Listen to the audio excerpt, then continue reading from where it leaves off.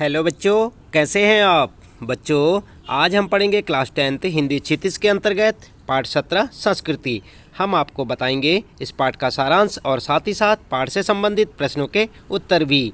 तो चलिए शुरू करते हैं। सबसे पहले जान लेते हैं पाठ का सारांश। प्रस्तुत पाठ बौद्ध भिक्षु भदंत आनंद कौशल्यायन द्वारा लिखित संस्कृति नामक शीर्षक से अवतरित है। इसमें लेखक ने सभ्यता और संस्कृति शब्दों की व्यावहारिकता का उल्लेख करते हुए इसे अनेक उदाहरणों द्वारा समझाने का प्रयास किया है। लेखक ने इसके लिए काफ़ी सरल, सुबोध एवं प्रभावोत्पादक भाषा का प्रयोग किया है। लेखक द्वारा लिखा यह लेख उपयुक्त दोनों शब्दों की व्यापकता को रेखांकित करता है। लेखक सभ्यता और संस्कृति शब्दों को समझाने के क्रम में बता रहा है कि ये दोनों ऐसे शब्द हैं जो सर्वाधिक प्रयोग तो किए जाते हैं किंतु समझे कम जाते हैं। इनके साथ कुछ विशेषण लगा देने से इन्हें समझना और भी कठिन हो जाता है। कभी कभी दोनों को एक समझ लिया जाता है तो कभी अलग। आखिर वे दोनों एक हैं अथवा अलग, लेखक अपने ढंग से समझाने का प्रयास करता है। सर्वप्रथम वह आग के आविष्कर्ता की बात कहकर व्यक्ति विशेष की योग्यता, प्रवृत्ति या प्रेरणा को व्यक्ति विशेष की संस्कृति कहता है जिसके बल पर आविष्कार किया गया। इसी प्रकार से वह सुई धागे का भी उदाहरण देता है। लेखक सभ्यता और संस्कृति के अंतर को समझाते हुए सुई धागे और आग के आविष्कार से जुड़ी प्रारंभिक प्रयत्नशीलता और बाद में हुई उन्नति के उदाहरण देता है। लोहे के टुकड़े को घिसकर छेद बनाकर और धागा पिरोकर दो अलग अलग टुकड़ों को सिलकर जोड़ने की सोच ही संस्कृति है। इन खोजों को आधार बनाकर आगे जो इन क्षेत्रों में विकास हुआ वह सभ्यता कहलाता है। एक सुसंस्कृत व्यक्ति की पहचान उसकी योग्यता, प्रवृत्ति और प्रेरणा के रूप से होती है। अपनी बुद्धि अथवा विवेक के आधार पर नए निश्चित तथ्य की खोज आगामी पीढ़ी को सौंपने वाला संस्कृत होता है, जबकि उसी तथ्य को आधार बनाकर आगे बढ़ने वाला सभ्यता का विकास करने वाला होता है। न्यूटन अपने गुरुत्वाकर्षण के सिद्धांत के आगे कुछ न जान सका, परंतु फिर भी संस्कृत कहलाया, जबकि इस सिद्धांत से अन्य ऐसे तथ्यों को जिन्हें न्यूटन नहीं जानता था जोड़ने वाले लोग सभ्यता में आते हैं। आई बात समझ में। आगे कहा गया है, लेखक के अनुसार भौतिक आवश्यकताओं की पूर्ति हेतु खोजे, सुई धागे और आग के आविष्कार करते तथ्य संस्कृत होने या बनने के आधार नहीं बनते, बल्कि मनुष्य में सदा बसने वाली सहज चेतना भी इसकी उत्पत्ति या बनने का कारण बनती है। इस सहज चेतना का प्रेरक अंश हमें अपने मनीषियों से भी मिला है। मुँह के कोर को दूसरे के मुँह में डाला जाना और रोगी बच्चे को रात भर गोदी में लेकर माता का बैठे रहना इसी चेतना से प्रेरित होता है। 2500 वर्ष पूर्व बुद्ध का मनुष्य को तृष्णा से मुक्ति के लिए उपायों को खोजने में गृह त्याग कर कठोर तपस्या करना, कार्ल मार्क्स का मजदूरों के सुखद जीवन के सपने देखने के लिए अपने जीवन को दुखपूर्ण बिता देना और लेनिन का मुश्किल से मिले डबल रोटी के टुकड़ों को दूसरों को खिला देना इस चेतना से प्रेरित हो संस्कृत बनने के उदाहरण हैं। लेखक के अनुसार खाने पीने, पहनने ओढ़ने के तरीके, आवागमन के साधन, यहाँ तक कि परस्पर मर मिटने के तरीके भी संस्कृति का ही परिणाम और सभ्यता के उदाहरण हैं। मानव हित में काम न करने वाली संस्कृति असंस्कृति है, इसे संस्कृति नहीं कहा जा सकता। इसके उदाहरण हमारे परस्पर मर कटने के तरीके आत्मविश्वास के बढ़ते साधन हैं। यह निश्चित ही असभ्यता को जन्म देती है। मानव हित में निरंतर परिवर्तनशीलता का ही नाम संस्कृति है। संस्कृति बुद्धि और विवेक से बना एक ऐसा नया तथ्य है जिसकी कभी दल बांधकर रक्षा करने की जरूरत नहीं पड़ती। संस्कृति का कल्याणकारी अंश अकल्याणकारी की तुलना में सदा श्रेष्ठ और अस्थायी है। इसी अर्थ में यह अविभाजित अर्थात अखंड भी है। ठीक है बच्चों, तो इस प्रकार से ये था यहाँ पर इस पाठ का सारांश। और आइए इसके बाद जान लेते हैं इस पाठ से संबंधित प्रश्नों के उत्तर अभ्यास प्रश्न उत्तर में। और इस पाठ में सबसे पहला प्रश्न है बच्चों आपके लिए, लेखक की दृष्टि में सभ्यता और संस्कृति की सही समझ अब तक क्यों नहीं बन पाई है। उत्तर में क्या लिखेंगे बच्चों? उत्तर में आप लिख सकते हैं, लेखक की दृष्टि में सभ्यता और संस्कृति शब्दों का प्रयोग लोग मनमाने ढंग से करते हैं। इनके साथ अनेक विशेषण लगा देते हैं, जैसे भौतिक सभ्यता और आध्यात्मिक सभ्यता। इन विशेषणों के कारण शब्दों का अर्थ बदल जाता है और उसका वास्तविक अर्थ स्पष्ट नहीं हो पाता। इसी कारण लेखक इस विषय पर अपनी कोई स्थायी सोच नहीं बना पाया है। आई बात समझ में। इस प्रकार से आप अपने पहले प्रश्न का उत्तर लिख सकते हैं बच्चों। इसके बाद फिर आता आपका दूसरा प्रश्न बच्चों, आग की खोज एक बहुत बड़ी खोज क्यों मानी जाती है? इस खोज के पीछे रही प्रेरणा के मुख्य स्रोत क्या रहे होंगे? उत्तर में आप लिख सकते हैं बच्चों, संभवतः आग की खोज का मुख्य कारण रोशनी की ज़रूरत, पेट की ज्वाला, ठंड या जानवरों से बचाव रहा होगा। जब अंधेरे में मनुष्य कुछ नहीं देख पा रहा था या ठंड से उसका बुरा हाल था, तब उसे आग की ज़रूरत महसूस हुई होगी। कच्चे मांस का स्वाद अच्छा न लगने के कारण उसे पकाकर खाने की इच्छा से या जंगली जानवरों से रक्षा के लिए आग का आविष्कार किया होगा। आदिम अवस्था से छुटकारा पाने और कुछ नया करने की भावना ही आग की खोज का प्रेरणा स्रोत रहे होंगे। आग की खोज मानव की सबसे बड़ी आवश्यकता की पूर्ति करती है। तो इस प्रकार से आप लिख सकते हैं बच्चों अपने दूसरे प्रश्न का उत्तर। इसके बाद फिर आता है आपका तीसरा प्रश्न है, वास्तविक अर्थों में संस्कृत व्यक्ति किसे कहा जा सकता है? उत्तर लिखेंगे, लेखक के अनुसार संस्कृत व्यक्ति वह है जो अपनी बुद्धि तथा विवेक से किसी नए तथ्य का अनुसंधान और दर्शन करता हो। जिस व्यक्ति में ऐसी बुद्धि तथा योग्यता जितनी अधिक मात्रा में होगी, वह व्यक्ति उतना ही अधिक संस्कृत होगा।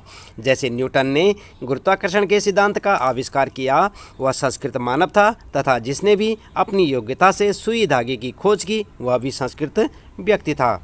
आई बात समझ में। इस प्रकार से आप लिख सकते हैं बच्चों तीसरे प्रश्न का उत्तर। और फिर देखते हैं यहाँ पर चौथा प्रश्न है, न्यूटन को संस्कृत मानव कहने के पीछे कौन से तर्क दिए गए हैं? न्यूटन द्वारा प्रतिपादित सिद्धांतों एवं ज्ञान की कई दूसरी बारीकियों को जानने वाले लोग भी न्यूटन की तरह संस्कृत नहीं कहला सकते, क्यों? उत्तर लिखेंगे, न्यूटन गुरुत्वाकर्षण के सिद्धांत का आविष्कार करने के कारण संस्कृत मानव था। आज भौतिक विज्ञान के विद्यार्थियों को इस विषय पर न्यूटन से अधिक सभ्य कह सकते हैं, परंतु संस्कृत नहीं कह सकते, क्योंकि वह केवल न्यूटन द्वारा दी गई जानकारी को बढ़ा रहे हैं। इसलिए वह न्यूटन से अधिक सभ्य हैं, संस्कृत नहीं। ठीक है। इसके बाद आता है फिर आपका पांचवा प्रश्न बच्चों यहाँ पर, और इसमें कहा है, किन महत्वपूर्ण आवश्यकताओं की पूर्ति के लिए सुई धागे का आविष्कार हुआ होगा? क्या लिखेंगे उत्तर? उत्तर लिख सकते हैं आप, निम्न महत्वपूर्ण आवश्यकताओं की पूर्ति के लिए सुई धागे का आविष्कार हुआ होगा। और पॉइंट बनाकर लिखेंगे यहाँ पर, नंबर 1, सुई धागे का आविष्कार कपड़ों को सिलकर शरीर को ढकने तथा सर्दियों में ठंड से बचाने के उद्देश्य से हुआ होगा। दूसरा पॉइंट लिख सकते हैं बच्चों, आवश्यकता अनुसार शरीर को सजाने की ज़रूरत महसूस हुई होगी, इसलिए कपड़े के 2 टुकड़ों को एक करके जोड़ने के लिए सुई धागे का आविष्कार हुआ होगा। तीसरा पॉइंट है फिर, प्रत्येक मौसम में शरीर की ठीक प्रकार से रक्षा की जा सके, इसलिए भी शायद सुई धागे की खोज हुई होगी। ठीक है। तो इस प्रकार से आप अपने इस प्रश्न का उत्तर लिख सकते हैं, पॉइंट बनाकर लिखें, साथ साथ याद भी करें बच्चों। इसके बाद आता है छठा प्रश्न, और उसका पहला पार्ट है यहाँ पर, मानव संस्कृति एक अविभाज्य वस्तु है। किन्हीं 2 प्रसंगों का उल्लेख कीजिए जब मानव संस्कृति को विभाजित करने की चेष्टा की गई। उत्तर में आप लिख सकते हैं, पॉइंट बनाकर लिखेंगे, नंबर 1, वर्ण व्यवस्था के नाम पर मानव संस्कृति को विभाजित करने की चेष्टाएं की जाती हैं। और नंबर 2 लिख सकते हैं बच्चों, धर्म के नाम पर भी मानव संस्कृति को विभाजित करने की चेष्टाएं की जाती हैं, जिसका परिणाम हम हिंदुस्तान तथा पाकिस्तान नामक 2 देश के रूप में देखते हैं। ठीक है। तो इस प्रकार से आप लिख सकते हैं। इसके बाद आता है प्रश्न 6 का दूसरा पार्ट है बच्चों, मानव संस्कृति एक अविभाज्य वस्तु है। किन्हीं 2 प्रसंगों का उल्लेख कीजिए जब मानव संस्कृति ने अपने एक होने का प्रमाण दिया हो। उत्तर में आप लिखेंगे, मानव संस्कृति ने अपने एक होने का प्रमाण दिया है, और कहाँ पर दिया है, पॉइंट बनाकर लिख सकते हैं। नंबर 1, संसार के मजदूरों को सुखी देखने के लिए कार्ल मार्क्स ने अपना सारा जीवन दुख में बिता दिया। और दूसरा उदाहरण लिख सकते हैं बच्चों, सिद्धार्थ ने अपना घर केवल मानव कल्याण के लिए छोड़ दिया। तीसरा पॉइंट लिख सकते हैं, जब जापान पर परमाणु बम गिराया गया तब समस्त मानव संस्कृति ने इसका विरोध किया।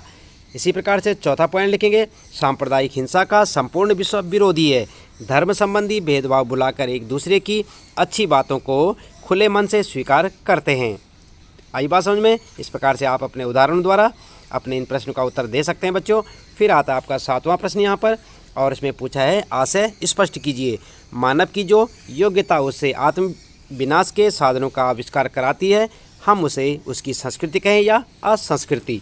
तो उत्तर में आप क्या लिखेंगे? उत्तर में आप लिख सकते हैं बच्चों, मानव हमेशा से ही अपनी सुरक्षा के लिए चिंतित रहा है, इसलिए उसने मानव हित और आत्महित की दृष्टि से अनेक आविष्कार किए हैं। जब ये आविष्कार मानव कल्याण की भावना से जुड़ जाते हैं, तो हम उसे संस्कृति कहते हैं। जब मानव की आविष्कार करने की योग्यता, भावना, प्रेरणा और प्रवृत्ति का उपयोग विनाश करने के लिए किया जाता है, तब वह असंस्कृति बन जाती है। आई बात समझ में?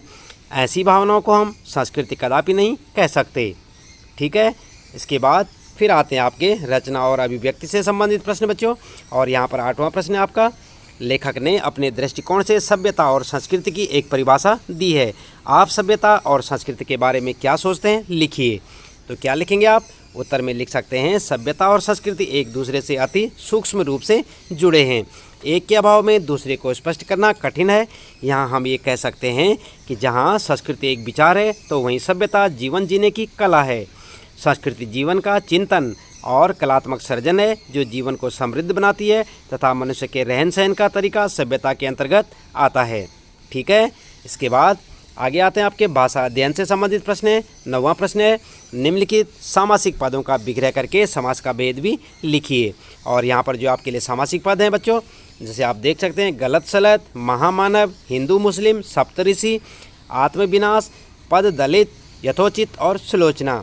तो इसका उत्तर आप कैसे करके लिखेंगे, देख लेते हैं। यहाँ पर उत्तर में आप ठीक इस प्रकार से एक टेबल बना लें बच्चों, जैसे आप यहाँ पर देख सकते हैं। और यहाँ पर लिखेंगे समस्त पद, यहाँ पर लिखेंगे पद का विग्रह, और यहाँ पर समास। कौन सा समास है ये आपको बताना है। सबसे पहले देखते हैं गलत सलत, गलत और सलत। अगर हम गलत सलत का विग्रह करते हैं तो क्या होगा, गलत और सलत, और यह है द्वंद्व समास का उदाहरण। इसके बाद है महामानव, महान है जो मानव, यानी कि कर्मधारय समास। और हिंदू मुस्लिम, हिंदू और मुस्लिम, ये द्वंद्व समास हो गया। सप्तऋषि, 7 ऋषियों का समूह, ये द्विगु समास है बच्चों। आत्मविनाश, अपना विनाश, और ये तत्पुरुष समास। पद दलित, पद से दलित, और यहाँ पर होगा तत्पुरुष समास, आप देख सकते हैं। और फिर यथोचित, जैसा उचित हो, और ये हो गया अव्ययीभाव समास आपका। सुलोचना में सुंदर है नेत्र जिसके, सुलोचना। और ये हो गया बहुप्रिय समास। आई बात समझ में बच्चों? आप समाज संबंधी वीडियो देखने के लिए हमारी हिंदी व्याकरण की प्लेलिस्ट को देख सकते हैं बच्चों। वहाँ पर आपको समासों के बारे में पूर्णतः जानकारी दी गई है, इसलिए आप उस वीडियो को देखना ना भूलें। इसके साथ ही बच्चों इस पाठ से संबंधित प्रश्नों के उत्तर यहाँ पर समाप्त होते हैं। उम्मीद है कि आपको अच्छे से समझ आए होंगे। इसी प्रकार लगातार जुड़े रहें हमारे साथ। और यदि आप चैनल में पहली बार आए हैं तो चैनल को सब्सक्राइब अवश्य कर दें, बेल आइकन भी दबा दें बच्चों, ताकि आपको आने वाली प्रत्येक पाठ की वीडियो की नोटिफिकेशन मिलती रहे। मिलते हैं फिर नई वीडियो में नए पाठ के कुछ नए प्रश्नोत्तरों के साथ।